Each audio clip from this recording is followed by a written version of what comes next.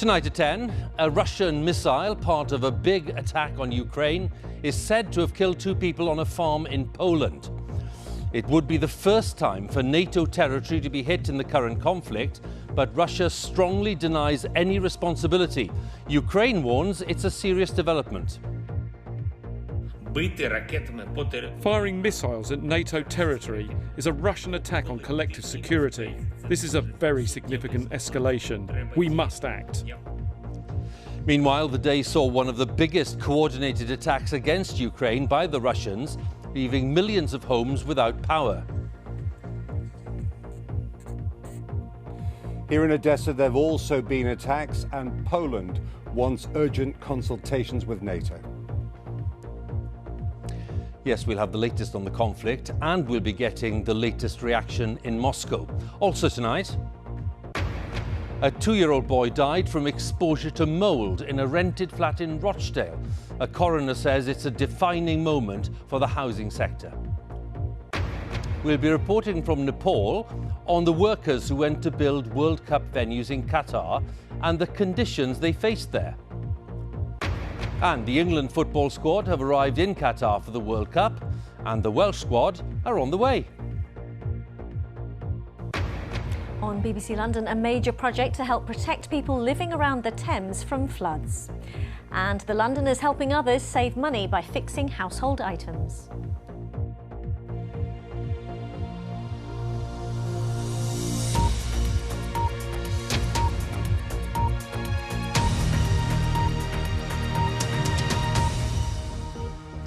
Good evening. For the first time in the Ukrainian conflict, a Russian missile is said by US intelligence to have landed in territory under NATO protection in Poland.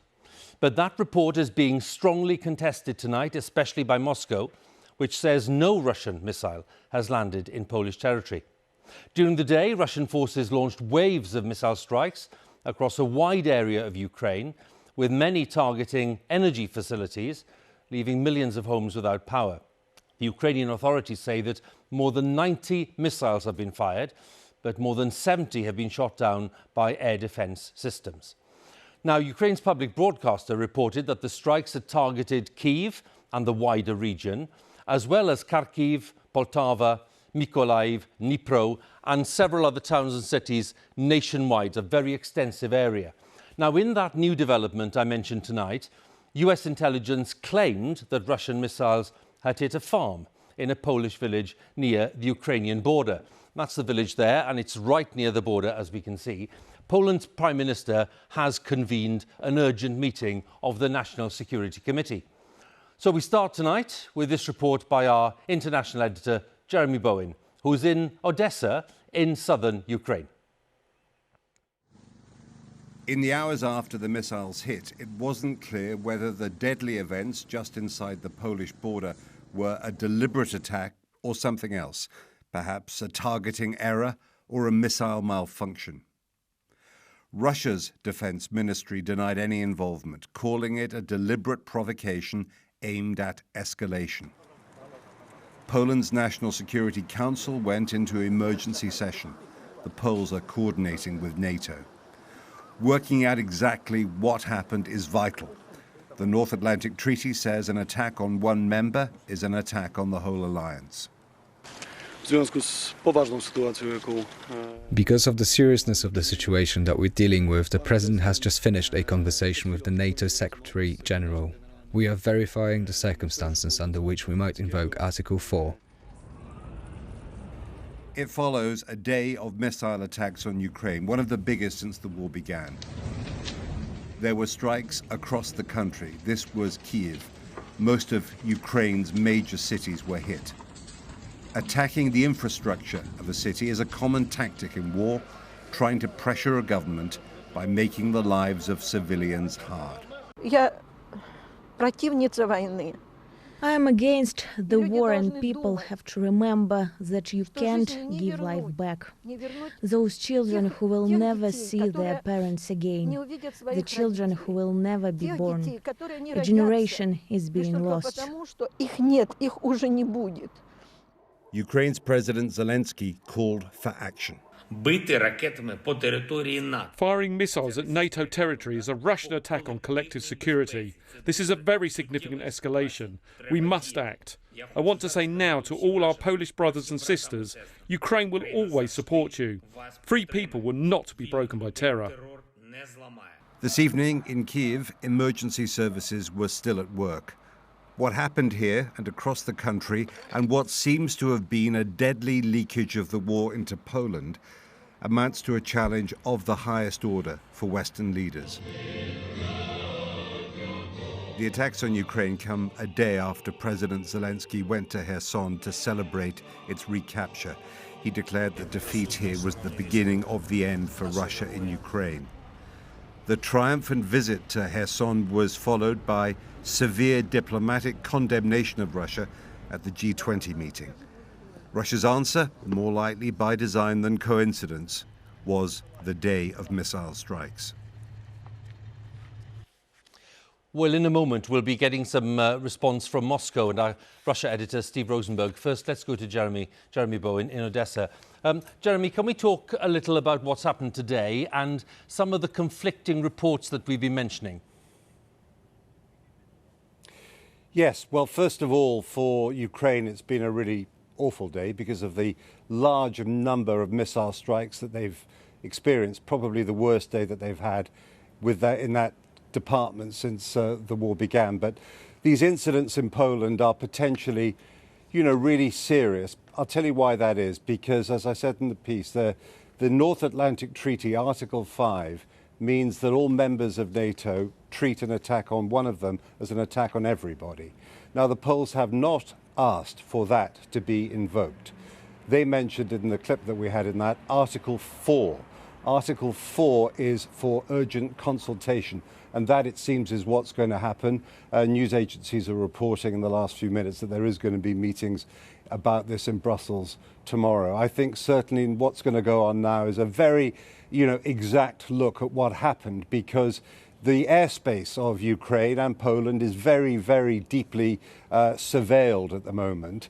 So I think technologically they can track where any missiles came from, the flight path of those missiles, and of course at the site in Poland there will be missile fragments, and they will be picking those up and taking them away for examination, and that should give good clues as to where that missile came from, because, got to emphasize this tonight, it's quite confused. People do not know where it came from.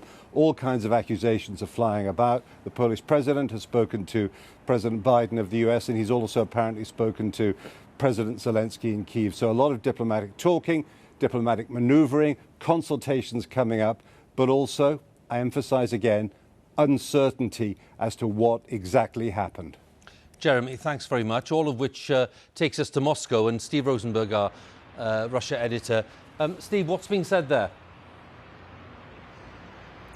Well, here it's denial. I mean, denial is the knee-jerk reaction of the Russian authorities whenever they are accused of something by the West, and a denial is what we heard this evening in the form of a short statement from the Russian Defense Ministry, which claimed that reports of alleged Russian missiles falling in Poland was not true. It was a deliberate provocation aimed at escalation, the Russians said. The statement also claimed that there were no strikes using Russian weapons on targets near the Ukrainian-Polish border, although we have heard from Jeremy, of course, about this massive bombardment across Ukraine today. At times like this, at times of crisis, what you need, I think, are channels of communication between the opposing sides. Now, we know that relations between Russia and the West, Russia and NATO, Russia and America are bad. That's putting it mildly. But those channels of communication do exist. Only yesterday, Russia's spy chief met the CIA director for talks in Ankara about how to avoid nuclear escalation in the Ukraine war. So you might expect, you would hope, that conversations will be had between Russia and the West to find out what happened tonight and to avoid further escalation. Steve, many thanks again. Steve Rosenberg, our Russia editor in Moscow, and before that, Jeremy Bowen in Odessa. Let's turn to the day's other main news. The death of a 2-year-old boy in Greater Manchester was caused by prolonged exposure to mould in the rented flat where the family lived. The Rochdale coroner said that the death of Awab Ishak in December of 2020 should be a defining moment for the housing sector. The boy's father said he'd raised the issue several times with Rochdale Borough-wide Housing, but that no action had been taken.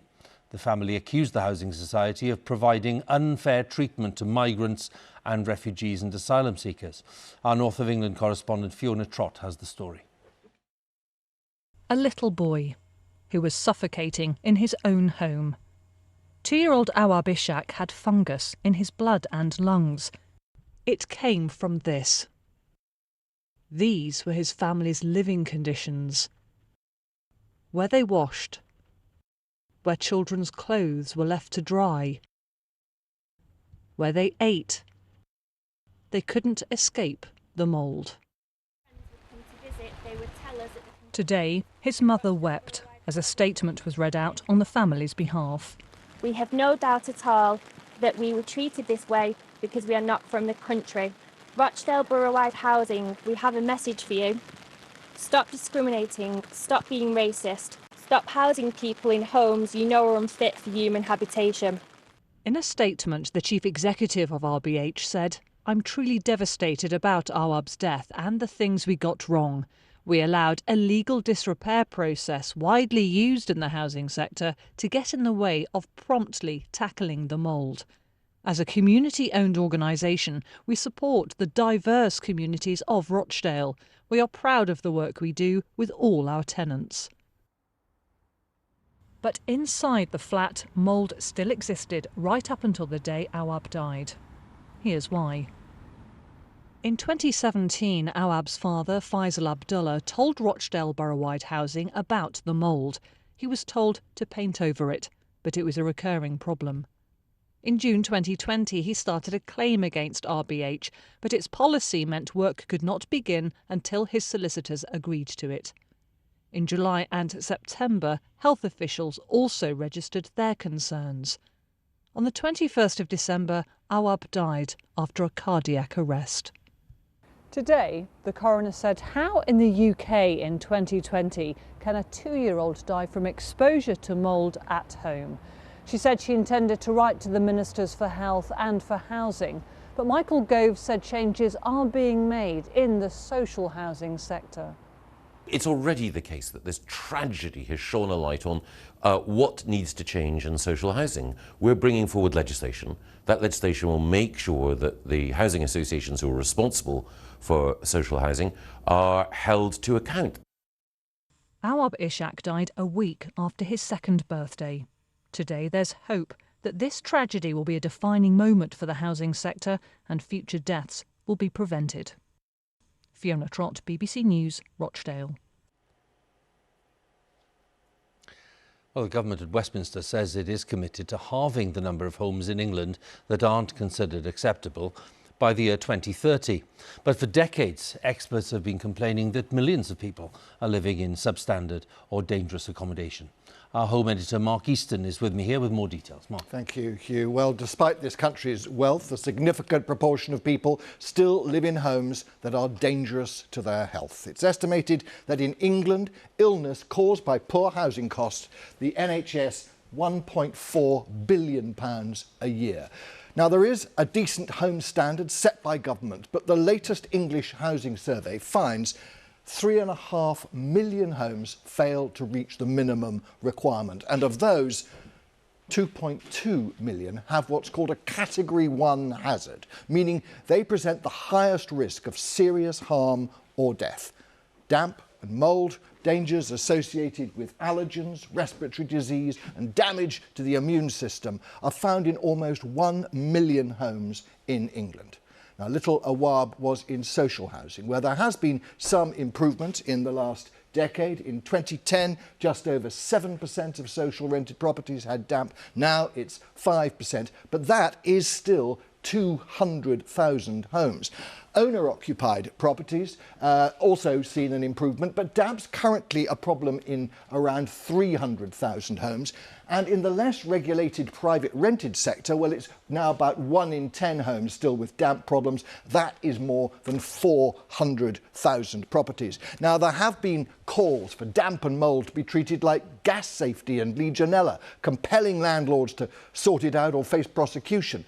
And the government's also looking at introducing a legally binding decent home standards in the private rented sector, matching rules already in place for social housing. But this is a scandal, decades in the making, with millions paying to live in homes that are deficient, dangerous or deadly. Hugh. Mark, many thanks. Mark Easton there, our home editor. Well, the England football squad have arrived in Qatar ahead of the World Cup, which starts on Sunday. The Wales squad will arrive later tonight. They may have arrived already in the past few minutes. Well, of course, the tournament in Qatar has been controversial from the off, mostly because of the country's human rights record, with additional concerns about the treatment of migrant workers brought in to build venues. A BBC investigation has uncovered new evidence of mistreatment, but the government of Qatar says it's committed to the health and safety of workers, and that is beyond question. Our South Asia correspondent, Rajini Vaidyanathan, reports now from Nepal, the homeland of many of the migrant workers. An unexpected goodbye. Villagers in Gol Bazaar carry a heavy burden. Performing the last rites for Umesh Kumar Yadav. He was 32. In Nepali tradition, a son lights his father's funeral pyre. 13-month-old Shashank is carried by his grandfather. Umesh worked as a labourer in Qatar in the final weeks before the World Cup. He regularly shared TikTok videos of the dormitory where he lived and the construction sites where he worked. A day after this video was filmed, Umesh died. His cousin Lakshman has just returned to Nepal from Qatar, where he also worked. He rushed to the site as soon as he heard Umesh had died. 4 of us went to ask what happened. They told us Umesh was taking the scaffold lift up. When it touched something and broke, he fell down. This was where it happened. The company said their site was safe and that Umesh's death was due to his own negligence and recklessness. Umesh's father sold some of his buffalo to pay for his son to go to Qatar. Here, life is tough. So too is death. A family now without a son, father and breadwinner.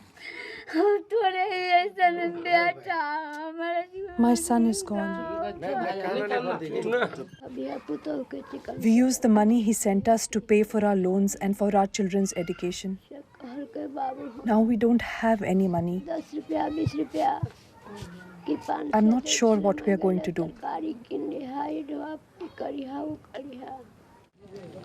The southeast rural belt of Nepal is one of the poorest areas in one of the poorest countries. Opportunities scarce. Hundreds of thousands have left these districts for Qatar since it was awarded the World Cup. As part of our investigation, we've looked at a number of death certificates going back about 6 years of workers who've died in Qatar, not just from here in Nepal, but also India and Bangladesh. And on a number of them, we've seen a similar cause of death: multiple blunt injuries due to fall from height. We've spoken to some of the families who believe that these deaths are down to workplace safety not being adequate. Siddesh Mandal went to Qatar 4 years ago. He was building infrastructure as the country prepared for the tournament. Siddesh was due to visit his family here in Nepal on the 12th of October. 4 days earlier, they received a call telling them he died at work. He was working 7 feet below ground when heavy debris fell on him and he was crushed. His friend, who was also in Qatar, told me. I wouldn't have known otherwise. Krishna, have you received any compensation or the offer of any money from the company? Nothing. No. We contacted the company Siddesh worked for, but they didn't respond. So how do so many young men from South Asia end up working in Qatar? Well, often they're recruited by agents who offer them well-paid jobs in exchange for money to get them a visa to go there.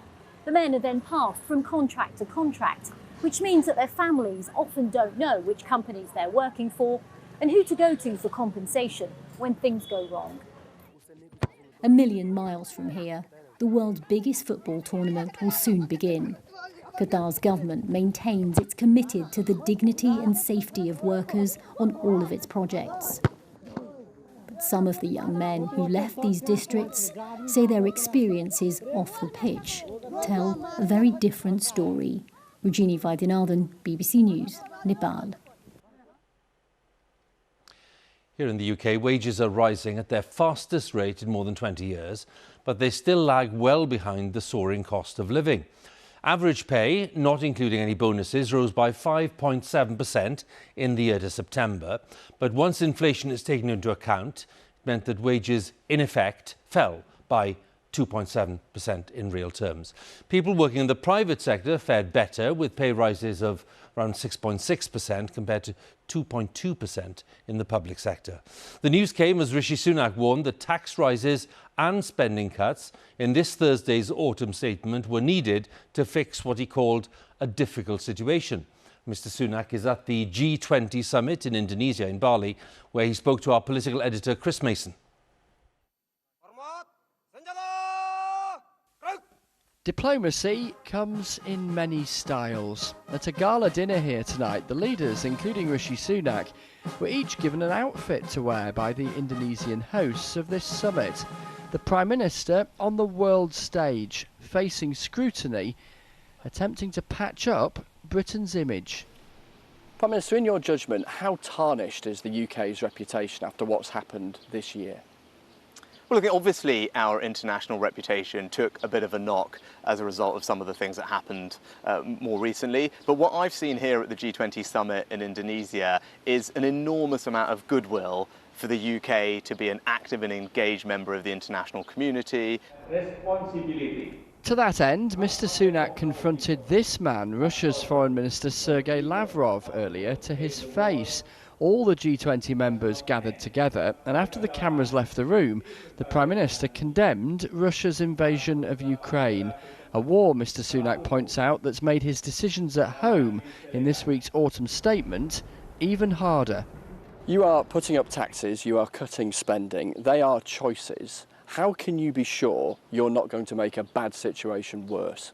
Well, I think, taking a step back, the number one challenge we face is inflation. We're not alone in that. Actually, for example, Germany and Italy have inflation that is even higher than ours at the moment. And it's important that we get a grip of that. It's important that we limit the increase in mortgage rates that people are experiencing. And the best way to do that is to get a grip of our borrowing levels. Even if that makes people poorer. And that's in everyone's long-term interest, that we make sure that that plan works. But what I can reassure people is the way we will go about that will have fairness and compassion at the heart of all the decisions. I also wanted to ask the Prime Minister about his deputy, Dominic Raab. It's been suggested his manner as a minister in the past has left some people feeling demeaned, even seeking a route out of working with him. A spokesman for Mr. Raab said he holds everyone, and most of all himself, to high standards. Were there any concerns, even informal ones, raised with you about the conduct of Dominic Raab before you appointed him as your deputy? I've been very clear. I don't recognise the characterisation of Dominic's behaviour, and I also was not and am not aware of any formal complaints. I asked about if there were any informal. No, well, there's a formal complaints process, and that's the important thing that people should avail themselves of about Let me be clear. Are you saying there was nobody or no document made any even informal reference to his conduct? It's separate from a formal complaint. Yeah, but I think it is important that we do have a formal complaints process. But did anyone raise anything informally? I said I don't recognise the characterisation of Dominic's behaviour personally. There's a pattern here, isn't there? 3 weeks in to your time as Prime Minister, 3 ministers, a Home Secretary who you appointed days after she resigned, a Cabinet Office Minister, Gavin Williamson, who was forced to resign, now questions about your deputy. They all have something in common, don't they? They all backed you for the leadership. That's the blunt truth here. You hired them because they supported you, rather than necessarily because of their merits. No, I mean, you mentioned the Home Secretary. What have we just seen? We've actually just seen that the Home Secretary and I, working together, have concluded a new deal with France to help us tackle tackle illegal migration. Less than a month into the job, Rishi Sunak encounters the privileges, intensity, compromises and questions that come with the highest office. Chris Mason, BBC News, in Bali. Let's revisit the conflict in Ukraine, this time to consider the exceptional work of medical staff working in extremely challenging conditions. In the east of the country, close to the border with Russia, casualty numbers are mounting. A frontline trauma centre is staffed by a dedicated team of doctors and nurses, many of whom volunteered for service at the start of the war. Our correspondent Quentin Somerville and cameraman Darren Conway spent almost a week with Ukrainian army medics in the Donbass region, and there are some distressing details in the report.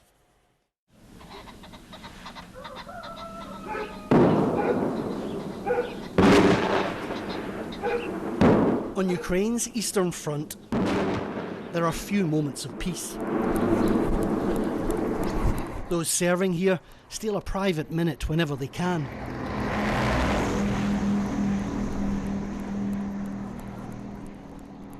A rare, quiet moment to reflect for Army Chief Medic Ruslan. Before the chaos of the day, what does he feel for the soldiers whose lives he saves? Probably pride. They are sacrificing themselves. They knew what they were getting into. They saw where they were going. But they are doing this for the sake of their families, for the sake of their homeland, for their country. It takes more than just soldiers, though, to win a war.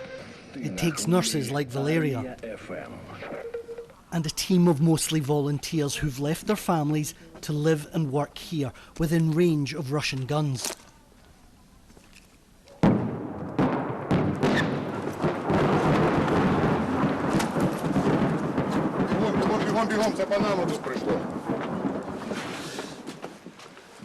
The reason we've come inside is those are cluster bombs landing all around.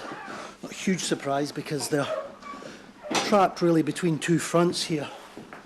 And now they wait and see if there are any casualties. The battlefields are nearby, so Ruslan pays close attention and spies an army truck arriving. Outside, the bombardment continues. The day starts badly. The first arrival is beyond help. We don't want to intrude, so we keep our cameras away.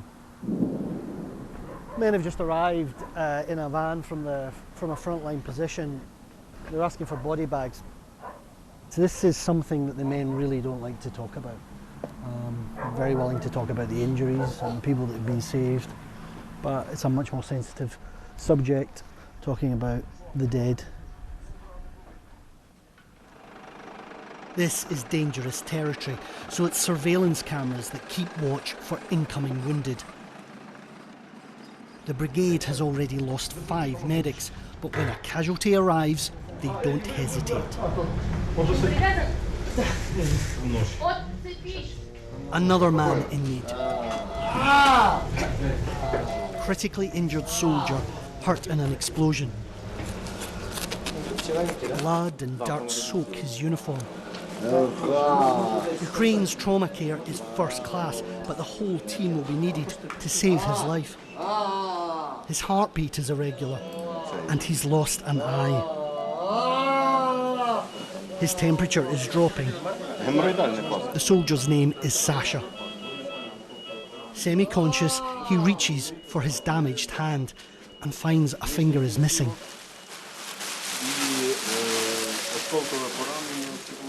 He'll need surgery at a much larger hospital.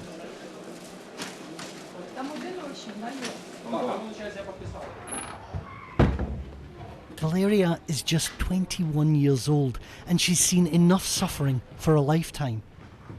She's cared for thousands of men since the war began. Men she won't forget. Young people I'm the most sorry for. I can clearly remember their faces, their injuries.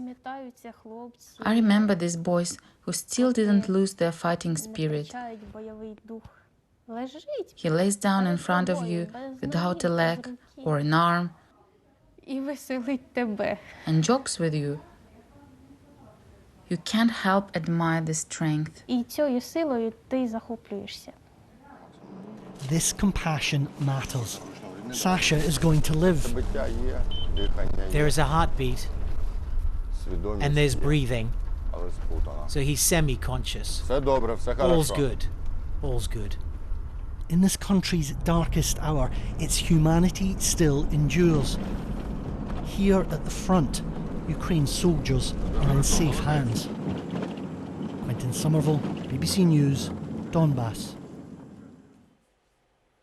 And to let you know, you can see more from Quentin in the full documentary. It's a remarkable watch. It's called Ukraine's Secret Weapon. It's on BBC iPlayer, and you can access it, of course, on the web or via the app. Now, as we heard earlier, the England football squad flew to Qatar earlier today on a plane called Rainbow, featuring a cartoon figure holding a Union flag and wearing rainbow-coloured trainers to highlight support for the rights of LGBTQ+ communities. Now, the World Cup kicks off on Sunday with England and Wales playing their first matches in just 6 days' time. Our sports editor, Dan Rowan, has the latest from Doha. Young fans giving Wales the fondest of farewells in Cardiff today at a final training session before leaving for the World Cup. A journey this team has been waiting 64 years to make. For the kids now to be able to have Wales, their country, being able to watch them and have the actual kind of poster up on the wall to mark out each game will be incredible. Earlier this evening, England landed here in Doha on the Rainbow, a Virgin Atlantic plane displaying Oscar, its LGBT icon, in a show of support for inclusivity at a tournament that this team are among the favourites to win. We try not to think about it that far ahead, but of course that's the dream, that's what we're aiming to do. But yeah, we'll have to wait and see. You know, it's going to be a really tough tournament. Starting Monday is going to be a really tough game, and we know that, so we have to prepare for that. But yeah, I'm just really excited to get going. This, meanwhile, is where England will be based as they bid for World Cup glory. This luxury seaside resort in Al Wakra on the outskirts of Doha, the team hotel. But some in the squad are already making a big impression here. Harry Kane among the top players whose images tower above this city as it prepares to welcome more than 1 million fans. Both British teams get their World Cup campaigns underway on Monday, but England will be the first to kick off here at the Khalifa International Stadium against Iran. This, the only one of the 8 venues that's not new. This first ever World Cup in the Middle East, costing the hosts an estimated £180 billion. This an expression of their wealth and their ambition. After a build-up mired in controversy, FIFA has launched a star-studded pre-tournament video with a message of unity. Today its president even telling the G20 summit in Bali that the event could help peace in Ukraine. My plea to all of you is to think on a temporary ceasefire for 1 month for the duration of the World Cup, or at least the implementation of some humanitarian corridors. FIFA's urged teams to focus on the football, but in a country where being gay is illegal, the US squad showed their support for the LGBT community with a rainbow-themed team logo at their base. And tonight they invited migrant workers to a training session, another gesture showing how determined some sides are to champion human rights as well as the sport. Dan Rowan, BBC News, Doha. Time is 10:33, time for a look at the weather. Here's Helen. Hi, Helen. A little drier here in Doha than here in the UK. The last 24 hours we've had, well, as you can see behind me, about 2 or 3 inches of rain, even across the southeast, some places 40 millimetres. Now, that does mean that we've got flood warnings out at the moment across the south and east, across Scotland as well. This is the weather front, this band of cloud responsible, but you can see the weather fronts, the bands of cloud queuing up in the Atlantic. So, more of the same in the next couple of days. This is the rainfall accumulating. So by the end of the week, many places seeing 50 to 60 millimetres and even higher across the Scottish mountains in the north and east. Why? Because we've got that slow-moving band of rain still with us here. A wet night in Shetland, a windy one as well. Gales or severe gale force winds persisting here for the next day or two. Elsewhere, yes, scattered heavy thundery showers, but a little quieter inland, a little cooler, touch of grass frost possibly in the glens of Scotland. The odd pocket of mist and fog, but it does look like a drier day tomorrow for most of us. A window of dry weather that won't be without showers. We will have a few showers scattered around, some heavy ones as well. And for Shetland, still blowing a gale or a severe gale and that rain. And later in the day, yes, the next batch of rain pushes back into the south and west. A little bit cooler, 10 to 12 degrees Celsius than we've been used to, but tomorrow evening and night, really concerned about another 30 to 40 millimetres of rain in some southern areas across England and Wales. Gales through the Channel, gusts of 60 miles an hour. And by the time we get to Thursday, that's moving northwards across northern England, North Wales, Scotland, possibly Northern Ireland. Again, still those winds up to severe gale force for parts of Shetland as well. Temperatures fairly irrelevant, I think, on Thursday, given all that rain around. It might be that we finally clear that low pressure out the way by the end of Friday, but we do have more waiting in the wings to come in through the weekend. Hugh. Helen, thanks very much. Helen Millis there with the weather. That's BBC News at 10 on the 15th of November. There is more analysis, of course, on the situation in Ukraine and those conflicting reports about Poland. That'll be Kirsty on Newsnight with Mark Urban there discussing that on BBC Two. But here on BBC One, all of our colleagues in the nations and regions will be standing by with the news where you are. So from all of us on the 10 team, thanks for watching and good night.